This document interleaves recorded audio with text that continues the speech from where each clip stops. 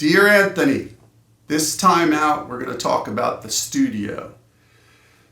What it means to do a session, producing, recording, psychology, yada yada. So, first and foremost, to me, over my 30 years of experience, the most important part of recording is preparation. I would say that 90%, certainly at least 80%, but maybe 90% of what goes on takes place before you walk in. Ideally, you've done your homework, which we've spoken about previously. You've chosen the right musicians, which is a huge thing. Not every session is the same. Not every type of music is the same, so you've got to choose your musicians wisely and reliably. That's really the most important thing with musicians, is how reliable they are, really. I mean, there's a ton of great players in the world, but are they reliable? Do they show up on time? Are they responsible? Do they understand what's going on in the studio?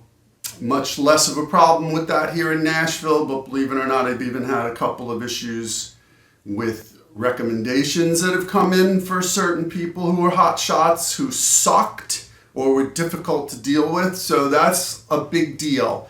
Make sure you choose your musicians wisely, reliably. They have a track record. They come highly recommended, but more importantly, maybe you've witnessed them. Doesn't matter where you live. You can go, you're interning at a studio or with a production company. You see a lot of musicians.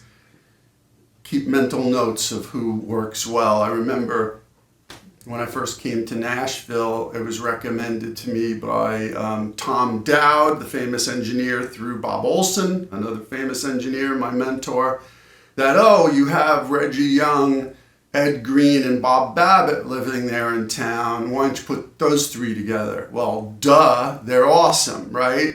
Track records are amazing, unbelievably easy to deal with, totally professional. But then I had done some demo, songwriting, publishing demo sessions with some,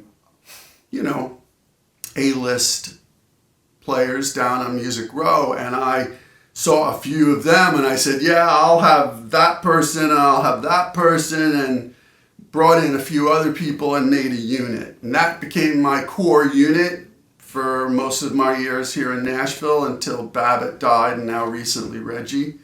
But point is, you always have backups. You should always be 2 or 3 deep.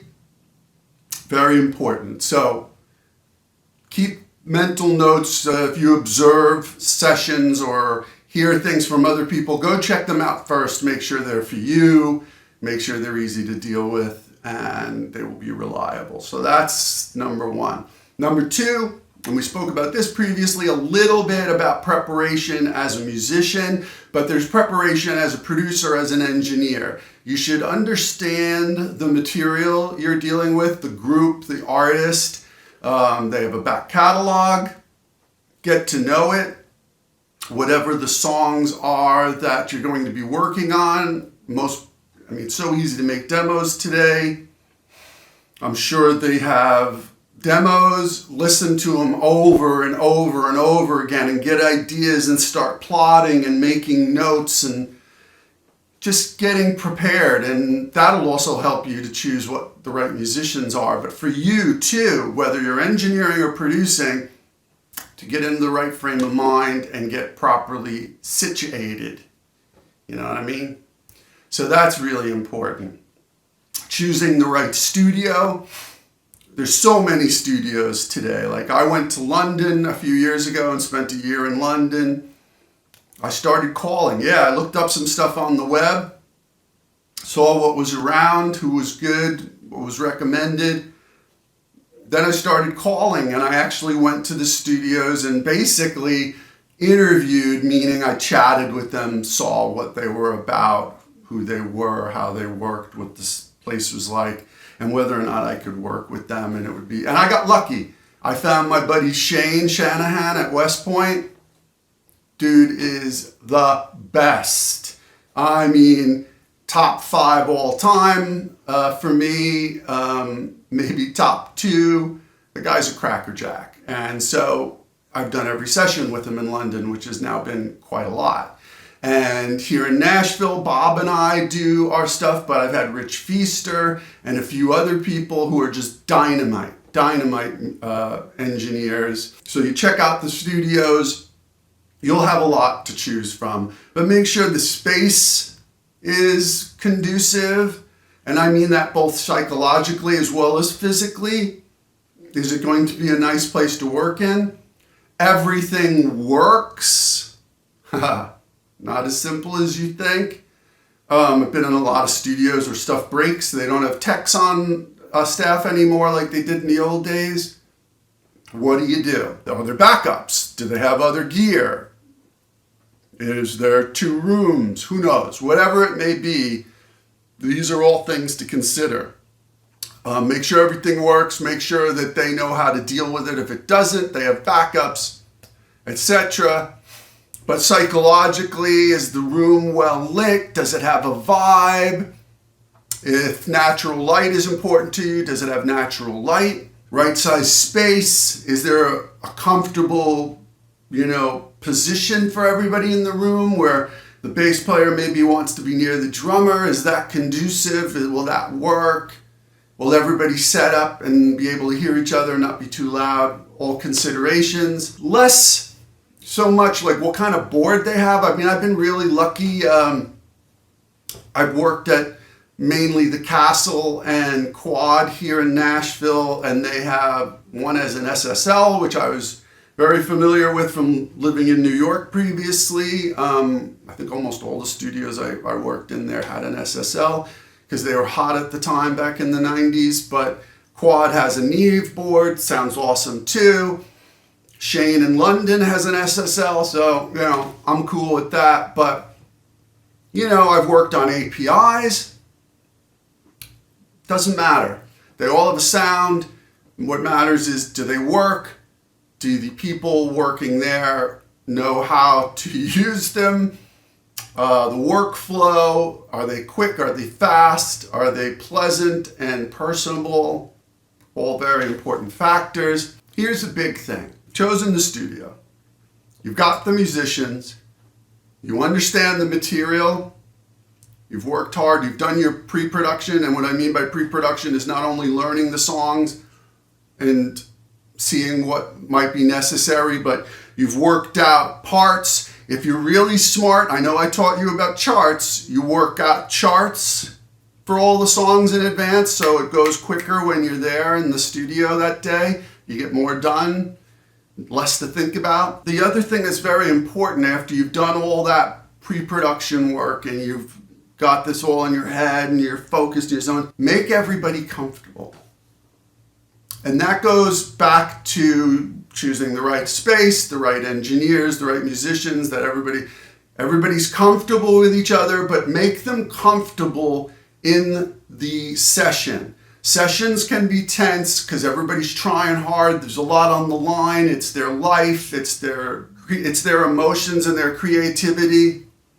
Make them comfortable. A smile, ease of manner, food, seriously. Our family knows food. Food. Make sure that there's healthy snacks for everybody and treats every once in a while. Make sure that food will be brought in, or make sure that there's plenty of menus for people to choose from when you make your lunch or dinner breaks, and they're varied. I know this may sound silly, but comfort is a lot to creativity in the studio. I've seen a lot of other really great producers do this. I've seen other people not do it, and it's counterproductive. If you make everybody comfortable, for instance, one of my favorite musicians of all time, Dave Hungate, likes pie.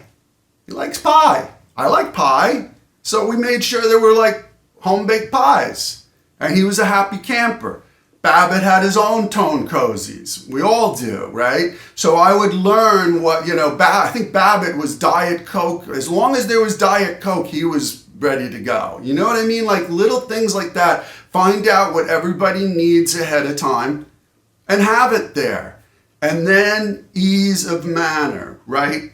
There's nothing to get upset about. There's nothing macho that goes on in a studio that's good, okay? Trust me on this. I've seen it. It's counterproductive. It's antagonistic. It's not negative reinforcement. It's positive reinforcement, okay? Make people feel comfortable. Make them happy. It doesn't mean you can't be critical, but be critical in a supportive way. Like say, I really think that line in that song, I think you can do better on that line. I'm not really sure it's working. Like, what do you think? Like, you really, does that nailing it on the head for, how about, and more importantly, have suggestions available, right? Just don't throw something out there. Have suggestions available. Don't write the song for them. That's like a bad form. But make suggestions or be like, I don't know if we need that third verse in this song. I think the song would be tauter and have more punch if we got rid of that. Or what if the bridge became the chorus and the chorus became the bridge? Or what if we put this part in there? What do you think about, or how about if we use these kind of, I don't know, a xylophone might be cool on here. What do you think? Is that crazy? And let's run it through an amp and through some guitar pedals. Just be there to be supportive and offer suggestions. It's not your way or the highway. It's their music. You're there to facilitate it and to make it better, whether you're the engineer or the producer. Okay? Big deal. Not to be a commandant. That's not the job of a producer. The job of producer is to produce better music, is to realize the vision of the artist and turn it into something greater than when it walked in the door. That's your job, that's the engineer's job, that's the musician's job, in a nutshell.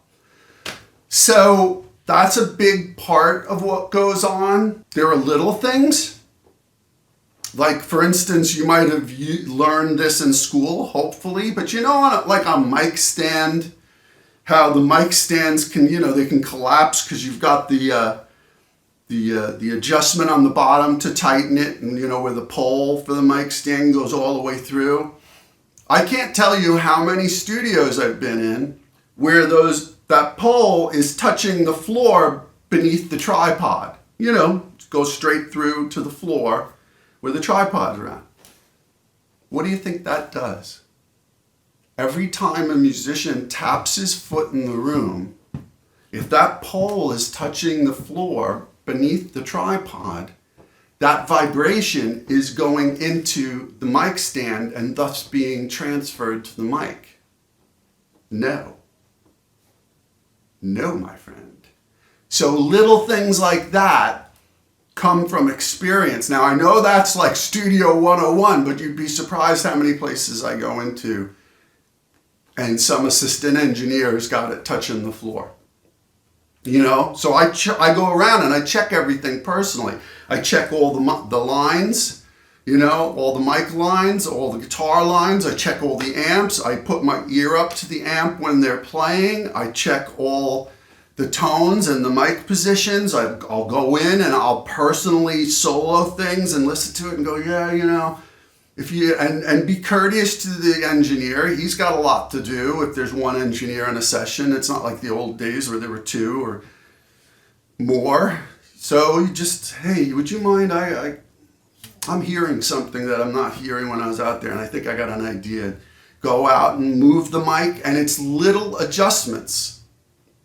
It's less than an inch sometimes, or an inch, or up or down, or to the side, or on an angle.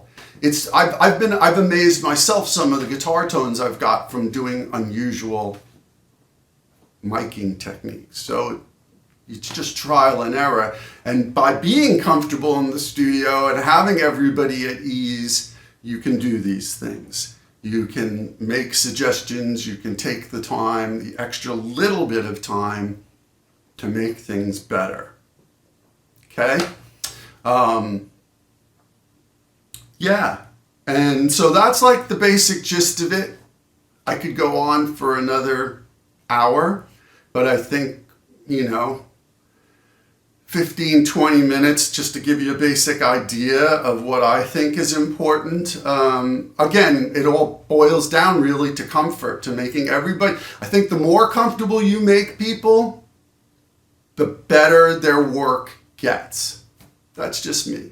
That's what I think. So, preparation, learning who you're working with, what their preferences are, and making sure that everything works and there are no major clunks in the middle of a session where something goes down and then you lose an hour or two. There's nothing worse than that. So that's where the whole reliability and situation come in to making you look good, which then makes the artist look good. So that's the basics. I could go on, like I said, but ask questions below if you have any.